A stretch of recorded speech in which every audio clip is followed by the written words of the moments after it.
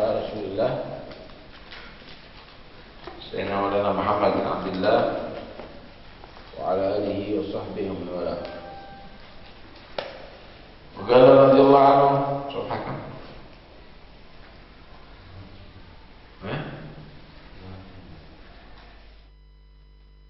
فصل من شروط الصلاة الوضوء وفروضه ستة. الأول نية الطهارة للصلاة بالقلب أو غيرها من النيات المجزئة عند غسل الوجه. والثاني غسل الوجه جميعه من منابت شعر رأسه إلى الدقن، ومن الأذن إلى الأذن شعرا وبشرا إلا باطن لحية الرجل وعارضيه إذا كثفنا. الثالث غسل اليدين مع المرفقين وما عليهما. الرابع مسح الرأس أو بعضه أو شعرة في حده. الخامس غسل الرجلين مع الكعبين أو مسح الخف إذا كملت شروطه. السادس الترتيب. Syarat-syarat sholat diantaranya adalah al-wudu. Fardu-fardunya wudu atau rukun-rukunnya wudu ada 6. Al-awwal pertama niyatut taharah, niat bersuci lis-shalah untuk sholat. Niat itu bil qalbi dengan hati. Talaffuz menurut Imam Syafi'i adalah sunnah. Talaffuz tapi enggak ada niat dalam hati maka enggak sah. Au ghairuha atau selain niatut taharah di shalah minan niat daripada niatul wudu sah. Ya. Niat raf'il hadatsil asghar, niat ngangkat hadas kecil juga boleh. Kalau hanya niat bersuci enggak cukup. Atau niat shalah, niat taharah di shalah boleh, niat taharah di tawaf boleh. Ya.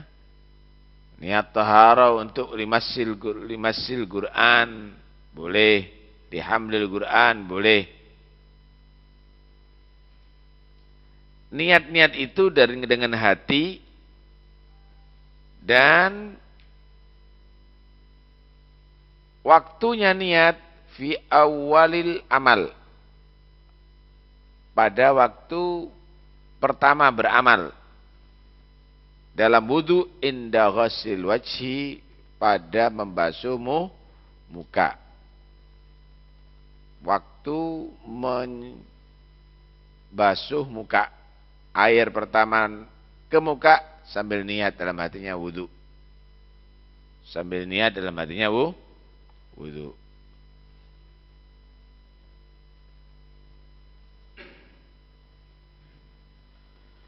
Baik. Kalau enggak pakai niat, ya enggak sah. Karena niat ini fungsinya adalah tufarrik bainal ibadati wal adah, untuk membedakan ibadat dan bukan ibadat. Duduk di masjid belum tentu ibadat, tapi kalau niat i'tikaf ibadat. Basuh wajah belum tentu ibadat wudu, tapi kalau niat jadi wudu, jadi ibadat. Ya, baik. Ghaliban kebanyakan niat tadi itu adalah bersamaan dengan amal.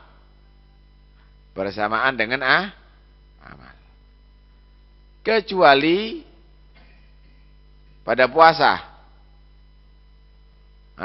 Kecuali pada puasa, maka tabyitun niyah kalau puasa wajib. Tabyitun niyah.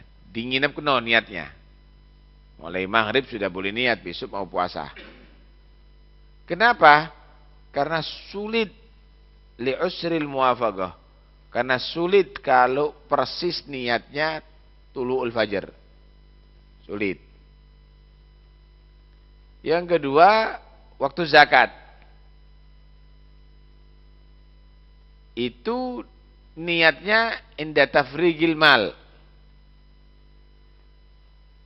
Kalau sudah dipisah hartanya untuk zakat, diniati ini zakatku. Adapun baginya tidak harus waktu itu. Niatnya hanya di awal waktu memisahkan 2,5% misalnya dari zakat tijarah, ini untuk zakatku. Lah kalau sudah diniati untuk zakatnya setelah ditafrik, maka nggak boleh dibasuh lagi itu. Itu adalah zakat. Berarti sudah keluar daripada haknya ente. Harus ente kasihkan kepada mustahik. Baik. Asani. Yang kedua, wudu itu rukun-rukunnya ghuslul wajhi, membasuh wajah. Jami'ihi seluruh wajah. Seluruh wajah, enggak boleh disisakan walaupun satu titik.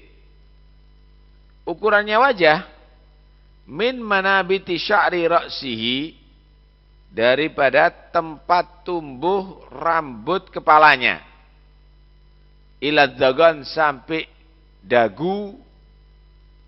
Ini dalam ukuran tulan panjang. Wa minal udhun, dan dari telinga ilal udhun, sampai telinga urdan, melebar. Ukuran rambut kepala ini ghaliban. Lu rambutnya dia khusus dari sini misalnya. Enggak. Yang biasanya rambut itu tumbuh ada di mana? Yang wajar lah. Nah kalau butak kan toko gini berarti.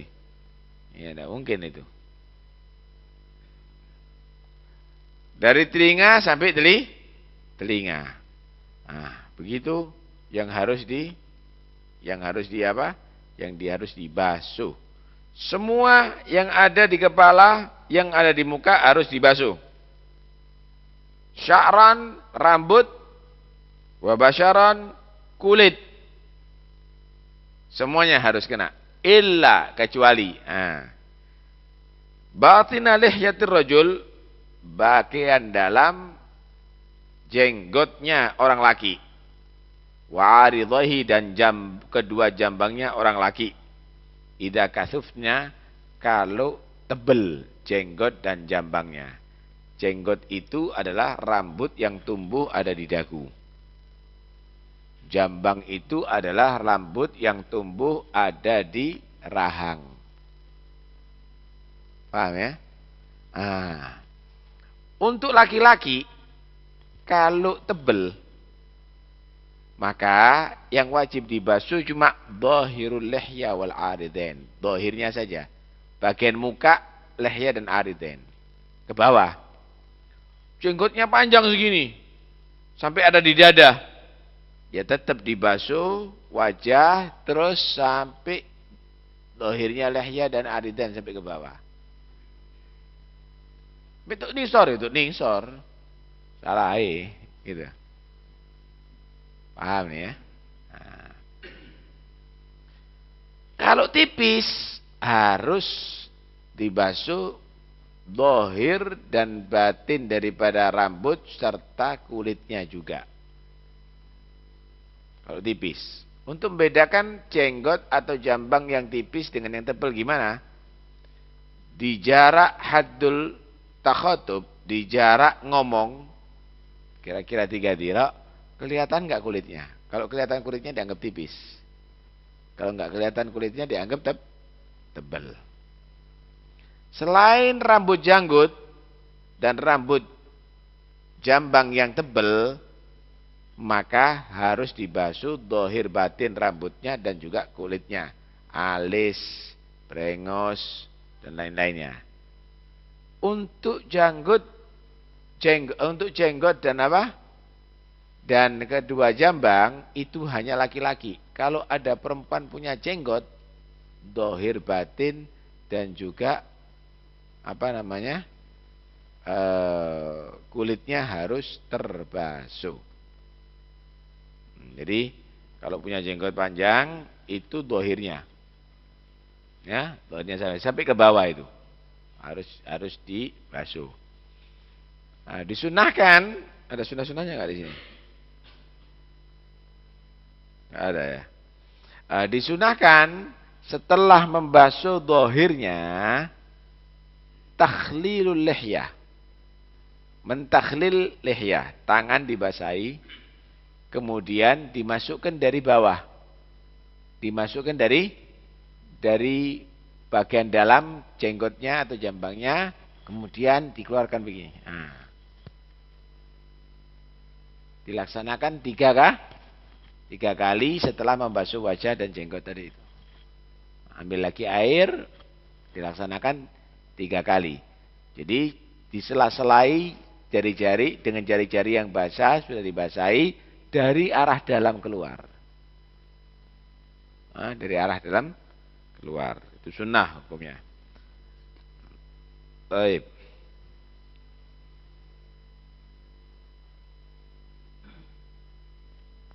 Wasani, termasuk bagian wajah yang sering dilupakan oleh orang, hidung yang kelihatan ini. Lubang hidung yang kelihatan. Kalau lubang hidung yang ke dalam enggak, lubang hidung yang kelihatan. Nah, ini harus dibasuh. As-salis,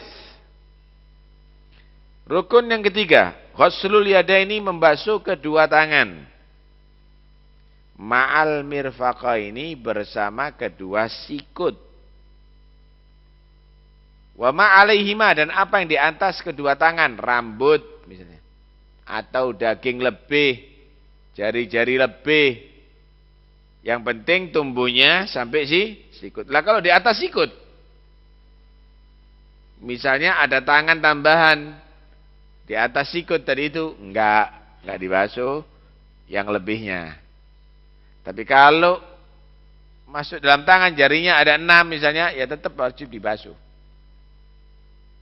Wajib dibasuh.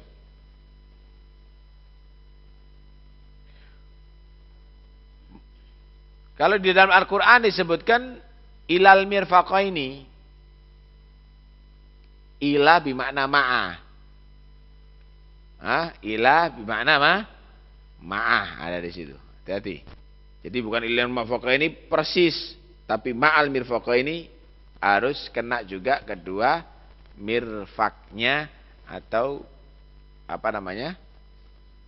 sikutnya. Sikut itu adalah tulang pertemuan antara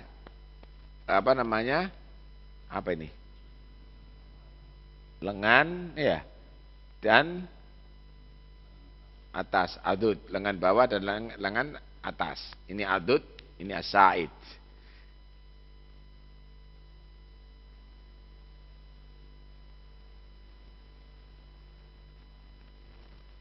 Ya. Bagi orang yang dia tadi itu wudhu sendiri, membasuh kedua tangan, afdolnya mulai dari jari ke bawah.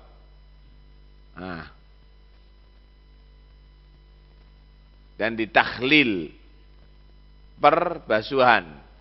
Takhlil itu menyela-nyelakan jari ini.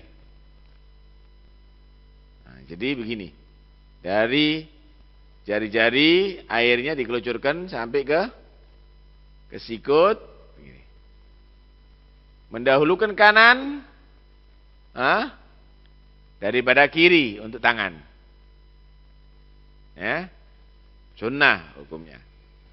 Bagi yang dikelucur sama orang, dibantu sama orang, dari sikut ke bawah.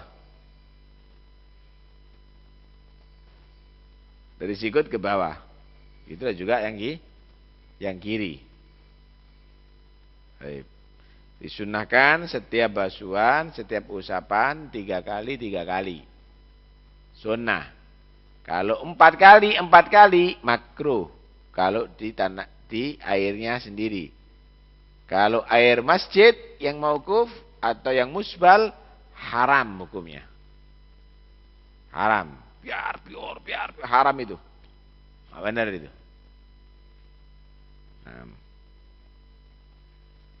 Yang keempat, mashur ra'si, mengusap kepala.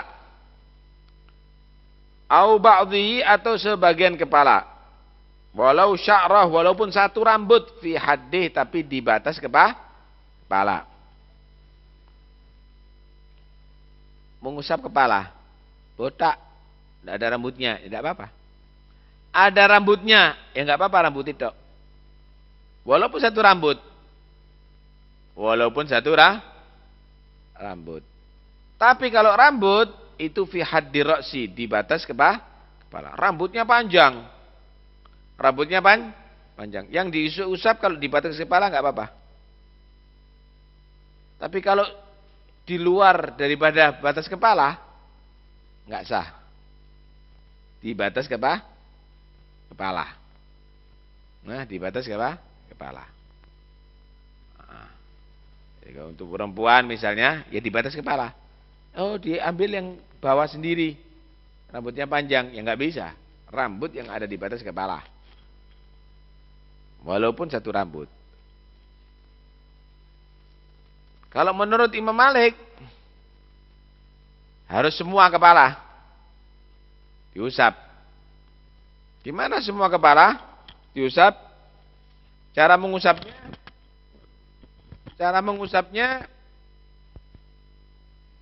setelah dibasahi tangannya, ditaruh ada di mugaddam ras, di bagian muka. Ibu jari ditaruh ada di pelipis.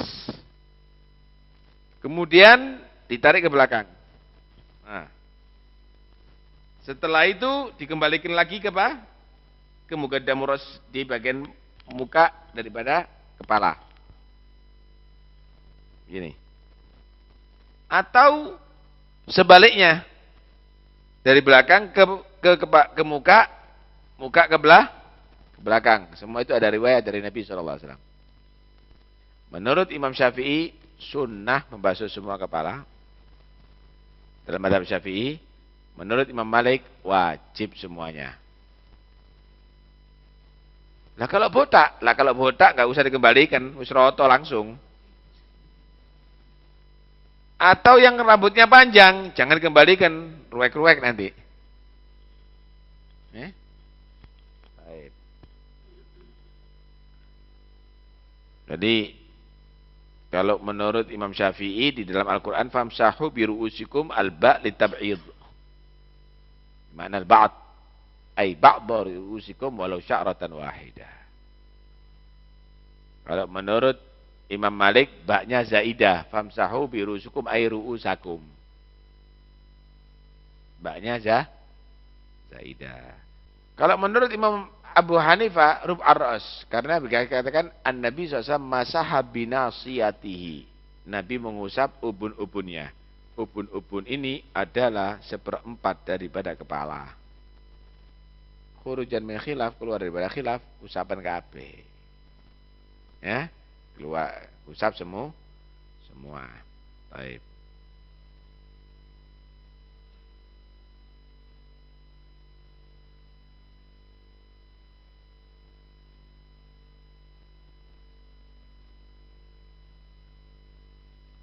Al-khamis, yang kelima, ghaslur rijlaini ma'al ka'bain, membasuh kedua kaki bersama kedua mata kaki. Lagi-lagi ilal ka'bain dalam Al-Quran bimana ma'ah. Membasuh kedua kaki bersama kedua mata kaki. Mata kaki itu adalah tulang yang menonjol ada di pergelangan kaki. Iya. Tulang yang menonjol di pergelangan kaki. Nah, itu harus dibasuh juga. Nah, itu harus dibasuh. Mendahulukan kanan daripada kiri. Disunahkan untuk dilebeni. Kemudian disunahkan untuk takhlil. menyela-nyelai daripada antara jari-jari kaki dengan jari kelingking tangan kiri. Dimulai dari jari kelingking kaki kanan. Dari bagian bawah. Lafu. Jadi bukan dari atas tapi dari bawah. Dari bawah. Dari bawah. Kemudian yang kiri juga demikian.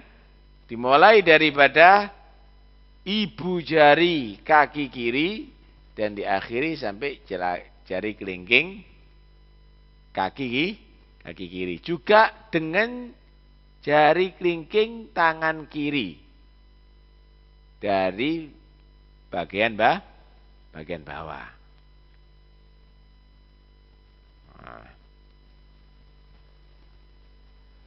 Mendahulukan kanan dan kiri hanya di tangan dan kaki. Lah kalau mengusap telinga disunahkan bareng. Mengusap wajah pipi kanan dan pipi kiri ya bareng. Ya bareng berarti. Baik. Atau mengusap al-masah al-khuf, kedua khuf. Khuf itu yang menutup bagian yang wajib dibasuh ada di kaki. Baik itu berupa khuf atau sepatu apa saja. Dengan syarat-syaratnya. Di antaranya harus kuat. Harus kuat. Ditutup sama plastik dikareti. Ya tidak kuat gaya melaku. Jebol semuanya itu, kresek misalnya. Enggak kuat. Yang kedua, tidak bisa ditembus sama air. Nah kalau diusap tadi itu tembus, seperti kaos kaki, enggak bisa. Enggak tembus sama air. Yang ketiga, tidak berlobang dan tidak robek. Tidak berlobang dan tidak robek. Yang keempat, memakainya setelah suci. Dalam keadaan suci. Misal habis wudhu, dipakai kedua khuf. Ngentut. Dia wudhu lagi, nggak usah dia tadi itu nyopot khufnya, cukup mengusap di atasnya cukup. Tapi misal wudhu basuh kaki yang kanan, setelah basuh kaki kanan pakai khuf yang kanan, kemudian basuh kaki yang kiri pakai khuf yang kiri, yang ngentut batal, tidak bisa. Dia mengusap di atas khuf. Kenapa? Karena memakai kedua khuf tadi itu bukan dalam keadaan toharoh, dalam keadaan suci. Kenapa? Dipakai yang kanan masih belum sempurna sucinya itu. Ini di Mughirah waktu pernah Rasulullah SAW lagi wudhu mau diambil khufnya. Kata Nabi, da'huma fa inni adkhaltuhuma tahiratain. Tinggalkan. Karena kedua kakiku sudah ana masukkan sudah dalam keadaan suci. Sudah dalam keadaan suci. Mengusapnya ini hanya untuk wudhu. Tapi kalau untuk mandi nggak bisa, harus copot. Mandi jenabat harus copot. Mengusapnya kedua khuf. Boleh kamu lihat. Kan? Mengusapnya kedua khuf ini enggak perlu diratakan. Enggak perlu dia diratakan, hanya bagian atas. Hanya bagian atas, kemudian memanjang. Memanjang begini. Cukup. Bukan begini. Enggak perlu diratakan, hanya memanjang begini. Hanya memanjang ke atas. Berapa ukurannya? Sakarepe. Tidak harus semua jari. Hah? Pokoknya memanjang ke atas. Wes. Cukup. Hah? Cukup. Tapi sunnahnya dibasuh atas dan bawah. Dibasuh atas dan bawah. Caranya gimana? Dibasahi kedua tangan. Kemudian yang kanan ditaruh bagian atas kaki, ujung jari-jari kaki. Yang kiri ditaruh ada di tumit bawah kaki. Kemudian ditarik, dijalankan. Cukup. Yang kiri juga kamu laksanakan demikian. Loh, kalau di atas tok cukup. Lah kok model? Yang kotor kan yang bawah, kok yang diasap di atas? Itulah ajaran syariat, jangan menggunakan akal. Syariat itu ngikuti syariatnya, yaitu Allah dan Nabi Muhammad. Agama itu bukan akal yang diikuti, tapi yang diikuti Allah dan Nabi Muhammad. Karena itu Sayyidina Ali ini ulama gede. Ini jawab liberal sekali itu. Yang sok menggunakan akal. Kata Sayyidina Ali, laukana dinu bil akli lakana asfalul khuffi aula bil mashi min a'lahu.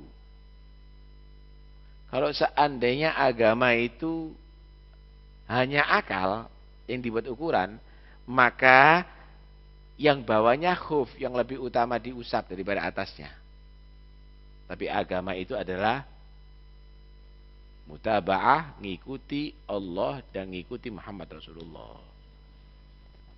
Wis aja keminter. Keminter keblinger. Keminter keblinger. Itu orang-orang liberal keminter. Menurut saya dak ono nurut kon, haram nurut kon itu. Nurut Allah dan nurut Nabi Muhammad itu. Taib. As-sadis, bagi orang yang musafir untuk khuf ini 3 hari. Mulai kapan hitungnya 3 hari? Mulai dia berhadas. Makainya zuhur, ngentutnya subuh, ya mulai subuh sampai subuh lagi. Bagi orang yang mukim 1 hari 1 malam, juga dari berhadas. Dari berhadas. Panjang kalau dalam fikih dibahas ya terlalu panjang ya. As-sadis at-tartib, yang keenam adalah tertib. Tertib ini maksudnya ya sesuai dengan urutannya 1, 2, 3, 4, 5. Menurut Imam Syafi'i, wudu harus tertib, semua ibadah harus tertib. Dalilnya apa? Dalilnya sesuai dengan yang diperintahkan oleh Allah. Idza qumtum ila sholati faghsilu wujuhakum, basuh wajah kamu. Wa aydiyakum ilal marafiq, dan kedua tangan kamu sampai ke mirfaq. Famsuhu biru'usikum, usap kepala kamu. Wa arjulakum ilal ka'bain, dan kedua kaki kamu sampai berserta kedua mata kaki kamu. Sama gitu. Ya itu perintahnya Allah. Kalau Allah memerintahkan menyebutkan secara urut, ya udah sih itu aja. Paham ya? Menurut Imam Syafi'i begitu. Menurut madhab yang lain nggak ada tertib. Kenapa? Karena Allah Subhanahu Wa Taala menyebutkan dengan wa, dengan wau. Datang si Abu Bakar dan Umar dan Utsman, nggak harus tertib Abu Bakar dulu, kemudian Umar, kemudian Utsman. Paham nih? Ada kalanya Utsman masuk dulu. Tapi kalau misalnya datang Abu Bakar, kemudian Umar, kemudian Utsman pakai summa atau pakai fa, itu ada ifadatul tertib, berarti harus tertib. Karena itu enggak wajib tertib. Ini pendapatnya Imam Malik, pendapatnya imam-imam yang lainnya. Kalau Imam Syafi'i menyatakan Nabi menyatakan apa? Shallu kama ra'aitumuni usolli. Salatnya harus niru Rasulullah kan? Wudu juga begitu, wudunya niru Rasulullah. Nabi selalu wudunya tertib. Enggak pernah enggak tertib. Paham nih ya? Kemudian ketika Nabi ditanya tentang masalah sa'i. Ya Rasulullah, sa'inya mulai dari Marwah atau dari Safa atau dari Safa Marwah? Nabi jawabannya apa? Ibda'u bima bada'allahu bih. Mulailah dengan yang Allah mulai. Allah mulai apa? Innas Safa wal Marwata min sya'airillah. Pakai wah. Innas Safa wal Marwata min sya'airillah. Lah kalau sudah begitu, ya wudhu juga begitu. Ibda'u bima badallah bih. Mulai dengan yang Allah mulai. Allah mulai apa? Faghsilu wujuhakum wa aydiyakum ilal marafiq. Famsahu birusikum wa arjulakum ilal ka'bain. Katanya yang lainnya, loh itu Nabi ditanya tentang sa'i. Jawabannya ibda'u bima badallah bih. Ya hanya sa'i. Tidak harus yang lainnya. Kalau menurut Imam Syafi'i menyatakan enggak begitu. Al-ibrah bi umumil lafzi la bi khususis sabab. Ibrah itu ambil lafaz yang umum. Jadi Nabi tidak menyatakan ibda'u sa'yakum bima badallah bi, enggak, tapi secara mutlak, berarti semuanya umumul lafaz, bukan bukan khususis sabab. Berarti semuanya harus dimulai model begitu. Ala kulli hal tertib aja. Kamu laksanakan keluar daripada khilaf. Wallahu a'lam bishawab. فيا نفحات الله يا عطفاته ويا جاذبات الحق جودي بزورتي فيا نظرات الله يا لحظاته ويا نسمات اللطف أمي بهابتي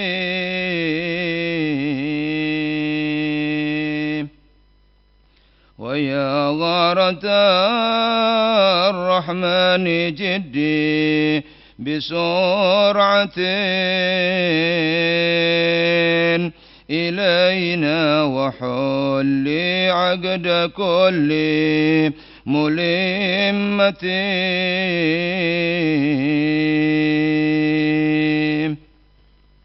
ويا رحمة الرب الرحيم توجهي وأحيي بروح الفضل كل رميمتي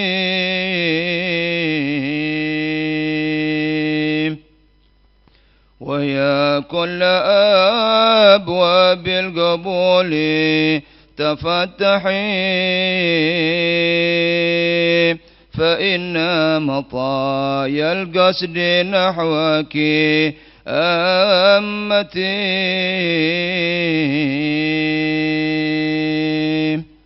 ويا صحب الجود الإلهي أمطري فإن أكف المحل تلقاك مدتي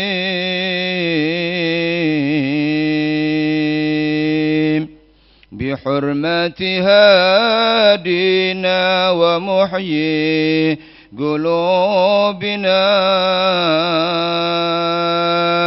ومرشدنا نهج الطريق القويمة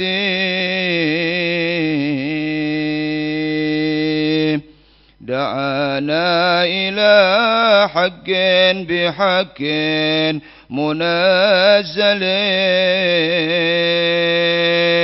عليه من الرحمن أفضل دعوتي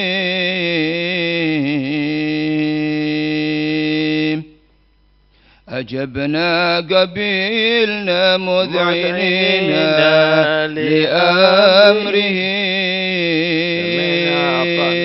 سمعنا أطعنا أن هدى وبصيرة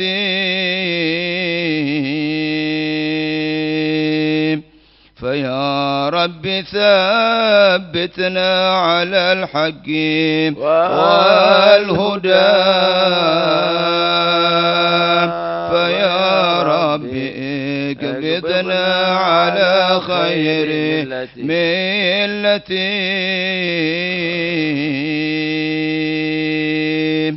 وأما أصولا والفروع برحمة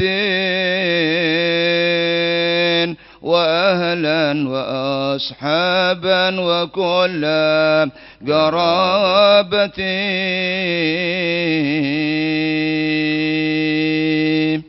وسائر أهل الدين من كل مسلمين أقام لك التوحيد من غير ريبة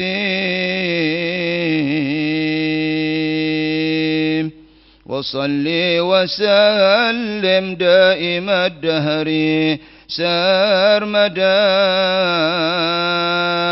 على خير مبعوث إلى خير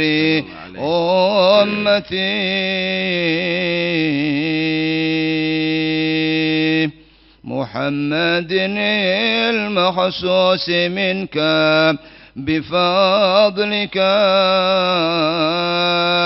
العظيم وإنزال الكتاب وحكمته.